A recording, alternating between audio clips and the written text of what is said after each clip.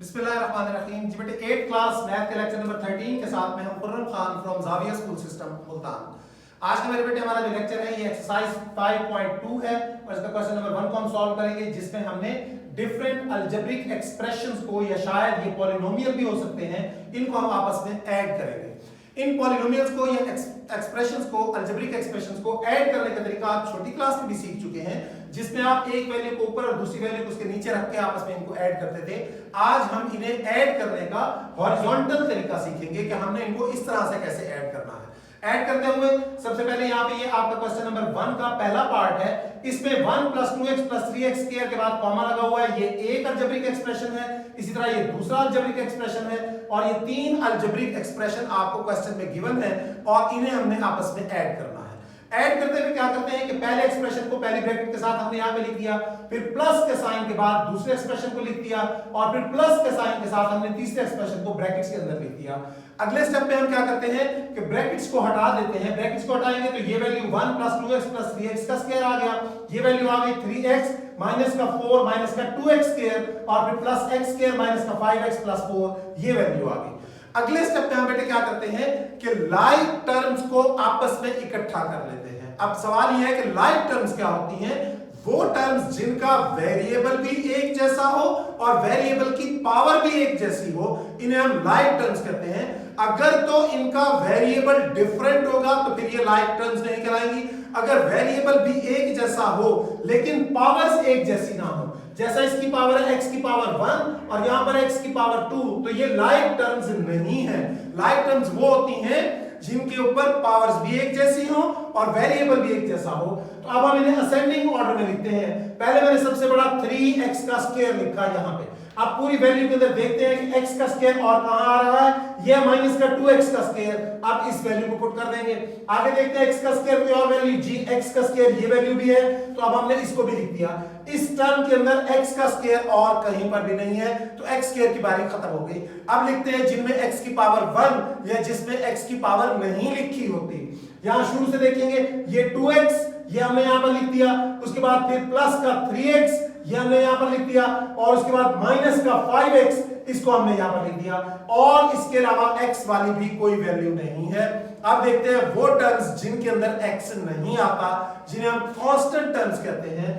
Constant terms में ये पहली 1, अब इस 1 को मैंने यहां पे लिख दिया, और उसके बाद ये माइनस का 4, ये माइनस का 4 लिख दिया, और फिर ये प्लस का 4 इसको भी मैंने यहां पे लिख दिया। अब ये इसका स्टेप का काम खत्म हो गया। इस स्टेप से सिंपलीफाई करेंगे। इसको सिंपलीफाई करने का तरीका क्या है? इसमें भी x का स्क्वायर है, इसमें भी x का स्क्वायर है, और इसमें भी x का स्क्वायर है। इसका कोएफिशिएंट नहीं लिखा हुआ, तो याद रखिएगा जिसका कोएफिशिएंट लिखा हुआ ना हो उसका कोएफिशिएंट 1 होता है। अब हम इनके कोएफिशिएंट्स को ब्रैकेट कर देते हैं। इसका कोएफिशिएंट 3 आ गया, इसका कोएफिशिएंट माइनस का 2 आ गया। साइन का भी ध्यान रखना जरूरी है। अगर प्लस का होगा तो प्लस का लिखेंगे, और अगर माइनस का होगा तो माइनस का 2 लिखेंगे। इसके साथ क्योंकि कोएफिशिएंट नहीं है तो इसका कोएफिशिएंट 1 आ गया, और ब्रैकेट लगाने के बाद जो वेरिएबल था उसको हमने बाहर लिख दिया।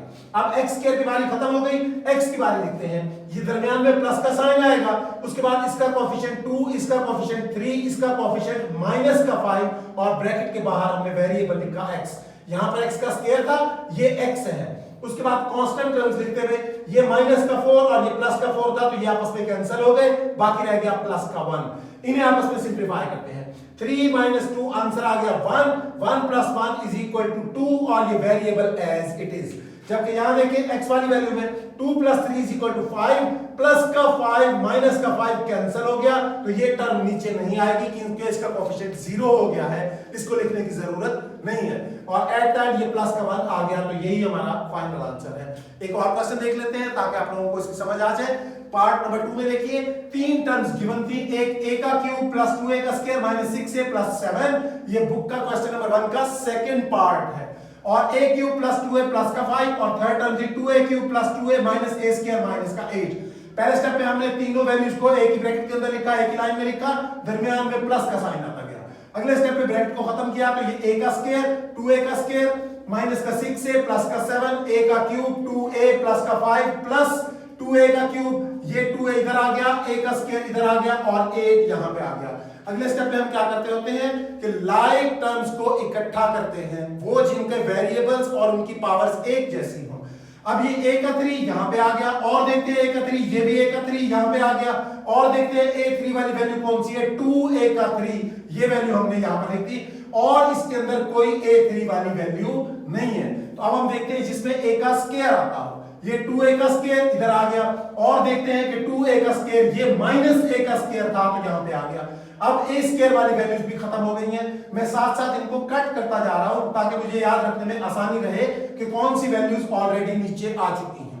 अब a स्क्वायर की बारी भी खत्म हो गई, a की बारी माइनस का 6 है, यहां पे लिखेंगे, इसको यहां से कैंसिल कर देंगे, ये प्लस का 2 है, ये भी a वाली वैल्यू है, और ये प्लस का 2 है, ये भी a वाली वैल्यू है, तो ये भी यहां पे आ गई, ये भी कंप्लीट हो गया, और कोई a वाली टर्म नहीं है। अब हम इसमें लिखते हैं जो कांस्टेंट टर्म्स आएंगी, ये पहली कांस्टेंट टर्म है प्लस का 7 यहां पे लिख दिया, प्लस का 5 यहां पे लिख दिया, माइनस का 8 ये आ गया, तो ये सारी वैल्यूज हमारी कंप्लीट हो गई। अब इन लाइक टर्म्स को इकट्ठा करके इनको हम प्लस या माइनस करते हैं। तरीकाकार क्या था, ब्रैकेट लगाएंगे, इसका कोएफिशिएंट यहां आ गया, इसका कोएफिशिएंट यहां आ गया, इसका कोएफिशिएंट यहां आ गया, जो साइन इनके साथ है वही साइन हम यहां पर भी लिखेंगे, और ब्रैकेट के बाद इसका वेरिएबल यानी a की पावर 3 आ गया, फिर प्लस, फिर ब्रैकेट लगाएंगे, इसका कोएफिशिएंट ये आ गया, इसका कोएफिशिएंट नहीं लिखा हुआ तो माइनस का 1, क्योंकि इसका जिसका नहीं लिखा होता उसका 1 होता है, इसका साइन माइनस का था तो माइनस का 1, ब्रैकेट लगाने के बाद a का स्क्वायर आ गया, इनकी बारी भी खत्म हो गई। अब हम लिखते हैं जिनमें a आ रहा है, प्लस का साइन लगाया, ब्रैकेट लगाई, इसका कोएफिशिएंट माइनस का 6, इसका कोएफिशिएंट प्लस का 2, इसका कोएफिशिएंट प्लस का 2, और ब्रैकेट के बाद इनका वेरिएबल a आ गया, और ये तीन वैल्यूज जो कि कांस्टेंट टर्म्स हैं उनको भी मैंने एज इट इज साफ लिख दिया है।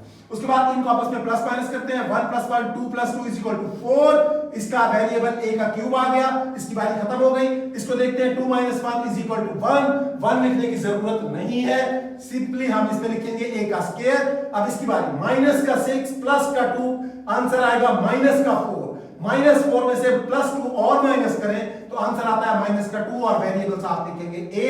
लास्ट टर्म में 7 + 5 = 12, 12 में से a को माइनस किया तो आंसर आ गया 4, ये हमारा फाइनली आंसर आ गया।